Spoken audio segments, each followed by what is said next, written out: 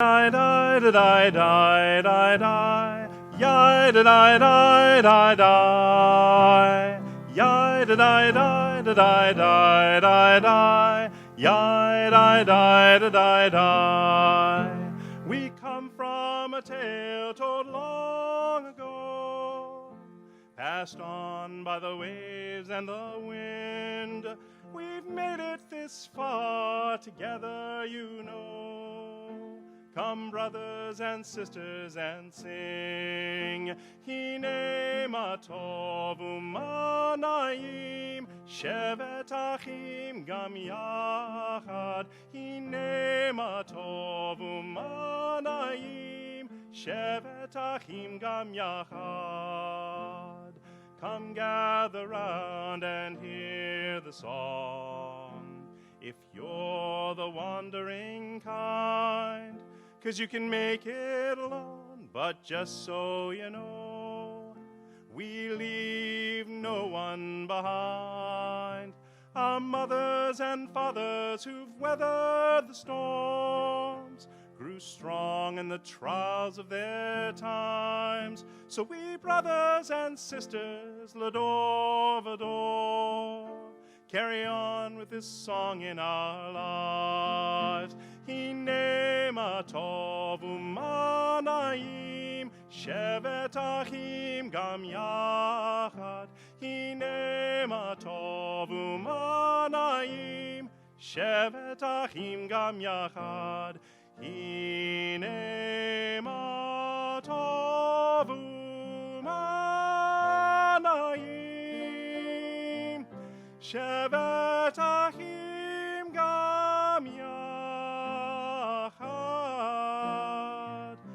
Hine matov u'manayim, shevet achim gam yachad. Hine matov u'manayim, shevet achim gam yachad. Hine matov u'manayim, shevet achim gam yachad. We'll sing out this song for years to come, in a story without an end, for how good it is to be among our brothers and sisters and friends.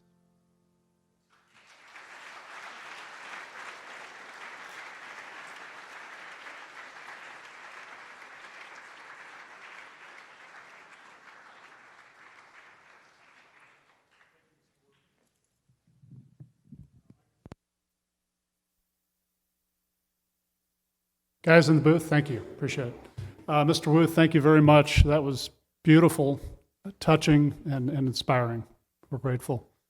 I also want to remind you, check your email, because Mr. Wu sent out an email inviting any of you in the audience to be our musical prelude to an upcoming ethics speech. He's been very generous with his time and talents, and we'd love to hear from the rest of you. Perhaps this could be your Bluebird Cafe, your Stone Pony, 930 Club, or even the Apollo Theater, from which you launch your own musical career. I say that sincerely. I think it's a great opportunity for anybody out there who has a musical talent to share with us. Please send me or Mr. Wu an email, or both of us an email, and we'll look forward to hearing you. When we last met, Dr. Dannon spoke on Landon's core value of honesty, which is the key to Landon's community of trust, in which we all thrive. Dr. Dannon challenged us to do the necessary work together that she described as hard, authentic, and uncomfortable. She concluded her ethics speech with this pearl of wisdom, quote, "Understanding yourself requires a form of knowing which is active. This takes conversation, and this takes dialogue." We began that conversation the morning after Dr. Dannon's ethics speech in our day 2 joint advisor groups. This is something new and different, and change sometimes is hard, but I am grateful for your support, patience, and flexibility in doing so. Today, here and now, and tomorrow morning in our joint advisor groups, we're going to continue the dialogue and move on to a deeper dive into Landon's second core value, respect. In that spirit, we turned to a student voice, that of Ben Freeman. And to introduce Ben this morning, I turn things over to Prefect Will Nussbaum.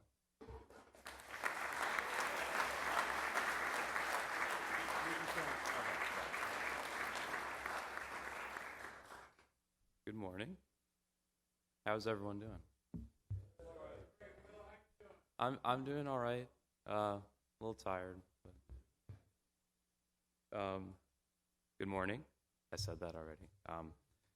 I've known Ben Freeman since the third grade here at Landon. We've watched each other become men, or young men. It's something I still can't really wrap my head around. I've known Ben and me for more than half of our lives. And hopefully you recognize Ben from last year's production of Newsies as Jack Kelly, leader of the Newsies and their strike. Ben delivered an inspired and truthful performance that was awesome. It was a joy to watch. And if you don't remember my announcement from the other day, I encourage you all to come see Holton's production of Chicago, in which Ben will portray Billy Flynn, a hotshot lawyer who loves the green stuff. And it's sure to be another great performance in what will be Ben and I's seventh production together. And while Ben may not be a New York City newsie or a crooked attorney, the energy and passion with which he performs originates directly from the energy and passion with which he lives life. President of Drama Society, part of the Sacred Improv Triumvirate, a varsity swim captain, and part of the varsity water polo team, Ben is an integral, active member of this community. Ben is the most optimistic person I know. I consider myself a realist, so though we inevitably butt heads sometimes, I still can't help but admire Ben's positivity. Ben lives with purpose. I feel lucky to have him as a friend. Our 10 years are almost up, Ben. And looking back, I couldn't be prouder of the man you've become. That's why I can't wait to hear what you have to say on the topic of respect.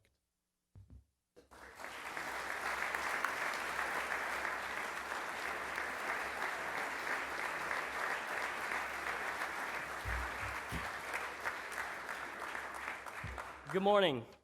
And before I start, boys, we are at 9 green slips. Let's sure we stay in dress code today for free dress tomorrow. All right. So hope you guys all have had a good day so far. Thank you, Will, for your wonderful introduction, Mr. Wu for his wonderful music, and to Mr. Balashi and the prefects for the opportunity and honor to speak today. So when I was first told that I was chosen to speak on the topic of respect, I was very happy. I was given the details, the date, and was given free rein to write my speech. Then I told some of my friends, as you do, and then my mom and brother, and after telling them, it hits me. Wait, I actually have to write this thing. After thinking about how to approach such a broad topic as respect for a while, and meeting with a bunch of people, I just wrote about what is important to me, and hopefully to you guys too. Now, I don't know about you, but I had trouble defining respect. Of course, there's a dictionary, or I could just look it up, but for my personal definition of respect, I came up blank besides a gut feeling that I have. I believe that all of us have a base understanding of respect, how to be respectful, and how powerful it is. When you're disrespectful or someone is disrespectful to you, you feel it. It's like a little punch to your stomach from yourself. Lin-Manuel Miranda used an analogy in his mega smash hit Hamilton that I think perfectly relates to this concept. And if you think I would go a speech without mentioning Hamilton, you are sorely mistaken. In his song, The World Was Wide Enough, Hamilton is just about to be shot, and he goes on this huge monologue going over everything from his life. And he relates legacy with planting seeds in a garden that you never get to see. And I believe you can say the same about respect. And you can take it even farther with the garden analogy. Think about that with every connection you have with someone, no matter age or whatever, you have a little garden of respect. You both water and take care of the plants, and it's a pretty good time all around. That would represent a respectful relationship. When you lose someone's respect or are disrespectful to them, it's like taking a lighter and burning down the entire garden, leaving only the ashes and the hope to restart. The finicky thing about respect is that you can't just balance one act of disrespect with one act of respect. It's not a one-to-one transaction. You have to earn someone's respect through being respectful and a good person overall. But once you lose it, or once someone has lost respect for you, it is a long and tough trip to try and get it back. But that still doesn't define respect, you know? So what does? An important aspect of respect to me is about not only how you treat other people, but then how other people see you in your lasting memory. This lasting memory is especially important in regards to goodbyes as a topic, and that topic I'm already far too close with. Now, there are many types of goodbyes. For example, the goodbye that my brothers and I will have from the campus I've called home for 10 years. The goodbye I'll say to my mom, my sister, my brother, and our 2 dogs as I go off to college, and who knows where after that. And the goodbye you say to a loved one as they pass away. Now, all goodbyes, including those 3, have the commonality of respect and its lasting impact. The final words to someone as you say goodbye will be a humongous part of how the person's memory of you will change. So you must make them respectful. But unfortunately, we don't always get to say goodbye. Whenever I get into a fight with my sister, say, hypothetically, before school, when I say she should just bring her trash to the trash can that's literally right next door to Holton, but she refuses for some weird reason, says she'll get it later that night. No, she won't. So whenever that argument happens, I always think about, God forbid, I may never see her again. I may get into an accident, something might happen at school, a whole list of possibilities and circumstances that I can't control. Would I really want my last words I said to her be mean or rude or disrespectful? Would I be able to live with myself? So no matter how much we fight, and no matter how ugly things get, I try to throw in a love you before she closes the door. But I'll be honest, some days I forget. I'm not perfect, I'm only human. I worry whenever I do forget, as I'm driving off to Landon, and I hope I'll see her at home later that day to engage in regular conversation, say something nice, watch Friends together, or just mess with her and hope she finds it as funny as I always do, which she never really does. When I come home and I hear her music, which she says is definitely a lot better than the weird old people music I listen to, I smile, because I know I won't have to say goodbye just yet. Me and my mom, my brother and sister, our whole family, we are no strangers to this. I had to have my final conversation with my dad at 4 years old, so he was about to get on the helicopter that he'd die in. I finally got to say goodbye to him with the 2,000 attendees at the funeral. I hadn't even started grade school. We have all had our final conversations with someone, whether we were able to say goodbye or not, and chances are they haven't all been great. We have all had regrets with these conversations, where we think how we should have done this or said that, but in the end, it's worthless, because the moment has already passed. So just remember that nothing in life is certain. Anything can happen at any time. Try to use that to help you be respectful, because you always want to leave a great memory, whether it's someone's final memory of you or not. All right, so you guys are probably thinking, geez, Ben, that's a lot of pressure. I need to talk to everyone like it's the last time I see them? That's pretty heavy. I'd say the answer to that question would be, of course not. You don't have to read your will or say your final goodbyes every time you see your friend in the hallway. Just be respectful, be nice. Make sure that if, God forbid, it is your final memory with someone, make it a happy one. Now, being respectful is pretty tough. You might find it hard to actually be respectful to people, or simply don't know where to start, and hey, I'm right there with you sometimes. Well, I think my 2 rules can help with that. I don't have these rules hung up in my room or in my locker or anywhere for that matter. They're just subconscious rules that I try to follow, whether I'm conscious that I'm following them or not. I believe they are a good baseline on how to treat people with respect. Rule number 1, just be nice. Be courteous. Say hi or good morning to people as they pass by. Ask how their day has been, or if someone seems down, ask them what's wrong and see if you can help.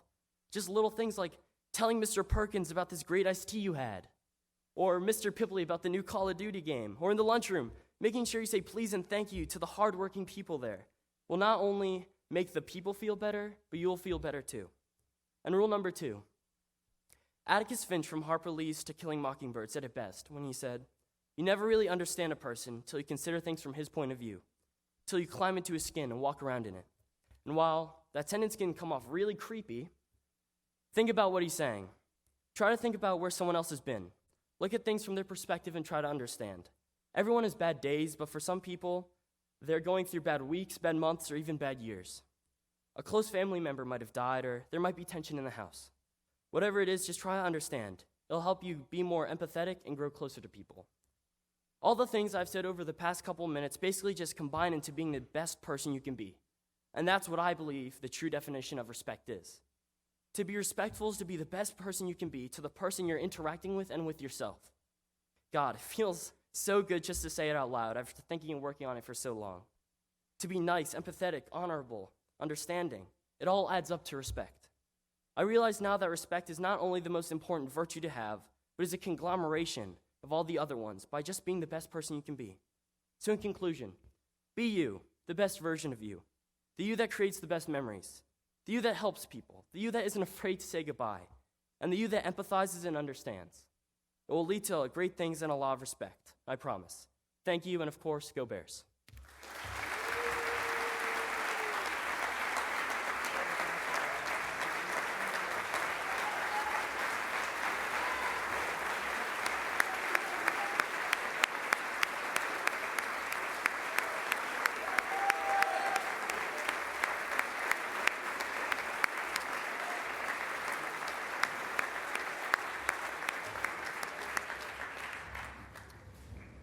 So a few years ago, there was a letter to the Landon student paper in which a student suggested seniors shouldn't be allowed to give ethics speeches. And the argument was 17-year-old hasn't had enough life experience and wisdom to share with the rest of the community. And this particular student took the position only faculty should give ethics speeches. When that occurred, I pulled the boy aside and we had a nice talk and told him I disagreed with him, and then I promptly asked him to give the next ethics speech, which he did, and we learned from that ethics speech. But today, Ben Freeman, I'm reminded why we have student ethics speakers. That was awesome. Awesome. Thank you.